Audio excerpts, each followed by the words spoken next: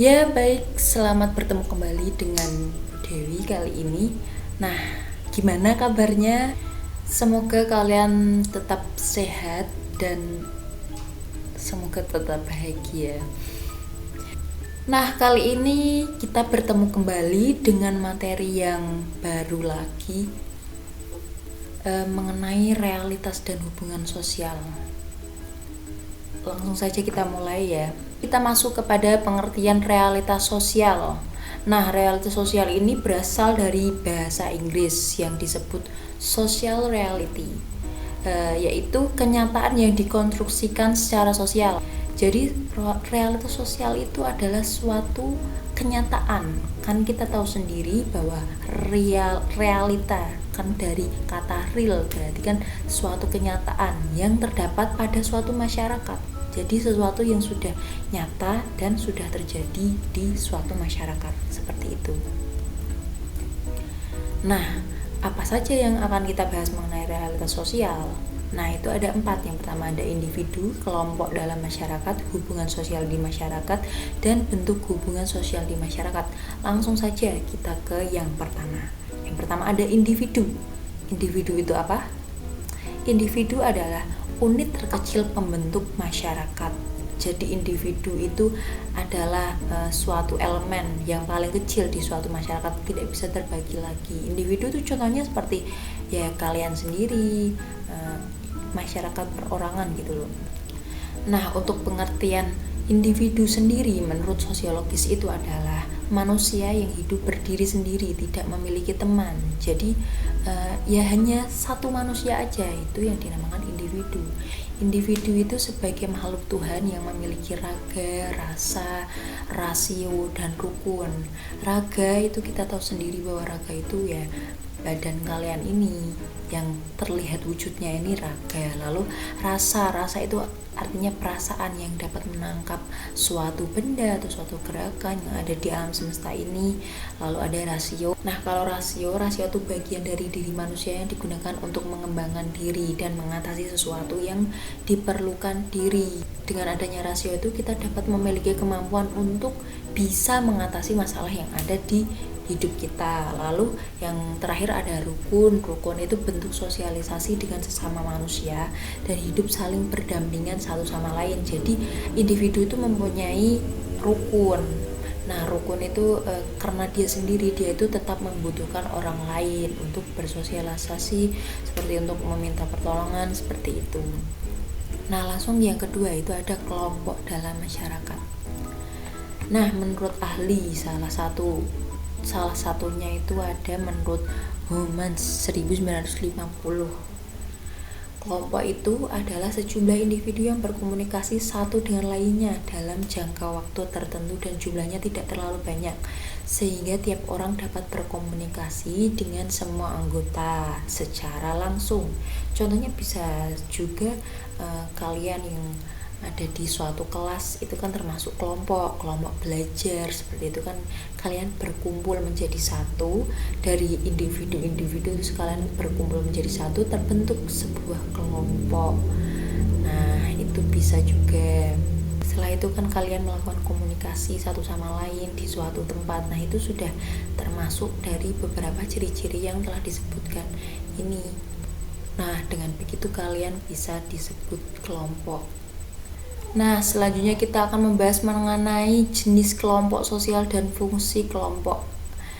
Yang pertama itu jenis kelompok sosial ada 2, yaitu kelompok formal dan kelompok non-formal. Kalau kelompok formal itu kelompoknya itu memiliki peraturan yang tegas dan sengaja diciptakan oleh anggotanya untuk mengatur hubungan sesamanya. Nah, contohnya itu seperti kelompok atlet pemain sepak bola. Nah, kita kan tahu sendiri mestinya itu di kelompok atlet pemain sepak bola tersebut kan mesti ada peraturan yang tegas di dalamnya dan sengaja diciptakan, contohnya diciptakan oleh pelatihnya agar para atletnya itu tidak melenceng dari aturan tersebut, agar anggotanya itu semuanya dapat diatur oleh aturan tersebut. Selanjutnya itu ada kelompok non-formal. Kelompok non-formal itu ya kebalikannya, jadi kelompoknya itu lebih santai dan fleksibel, seperti itu. Seperti misalkan contoh kelompok kalian buat sendiri kelompok bersepeda di hari Minggu gitu kan, non formal, soalnya tidak memiliki aturan yang tegas juga. Nah, selanjutnya ada fungsi kelompok. Yang pertama itu ada untuk memenuhi kebutuhan manusia dengan melakukan sosialisasi antar sesamanya. Terus yang kedua itu dapat mengurangi kesenjangan dalam lingkungan baru. Karena adanya suatu kelompok itu, jadi mereka itu biasanya kalau merasa sekelompok itu berkurang kesenjangannya dalam lingkungannya itu. Kesenjangan itu seperti perasaan yang iri-irinan gitu loh, seperti itu. Kalau kita merasa bahwa mereka itu sekelompokku, berarti akan berkurang perasaan kesenjangan tersebut. Selanjutnya itu kelompok dapat menjadi identitas bagi individu. Dengan adanya kelompok itu, individu itu memiliki identitas. Nah, setelah itu ada sarana untuk mendapatkan informasi. Misalkan kalian kelompok kelas 10 IPS 4, kan kalian masuk pada satu kelompok kan. Terus kalian punya sarana informasi, contohnya medianya itu seperti grup-grup WA atau Telegram seperti itu. Lalu ada dapat menjalin kerjasama antar individu untuk mencapai tujuan bersama. Lalu yang ketiga, tentang hubungan sosial di masyarakat. Nah, hubungan sosial ini merupakan hubungan timbal balik dalam masyarakat yang bersifat dinamis, bukan statis. Nah, hubungan ini berjalan secara terus-menerus dan bisa berubah sewaktu-waktu dan tidak tetap seperti itu loh, menyesuaikan dengan lingkungan yang ada seperti itu. Lalu yang selanjutnya itu ada jenis hubungan sosial dan tujuan hubungan sosial. Nah, jenisnya itu ada 3, yaitu yang pertama hubungan individu dengan individu, lalu yang kedua itu ada hubungan individu dengan kelompok, yang ketiga ada kelompok dengan kelompok. Nah, langsung kita lihat bahwa ada tujuan hubungan sosial. Tujuannya apa kalau adanya suatu hubungan tersebut pada suatu masyarakat? Yang pertama itu ada menjalin hubungan persahabatan. Karena adanya hubungan nanti akan terciptanya suatu persahabatan.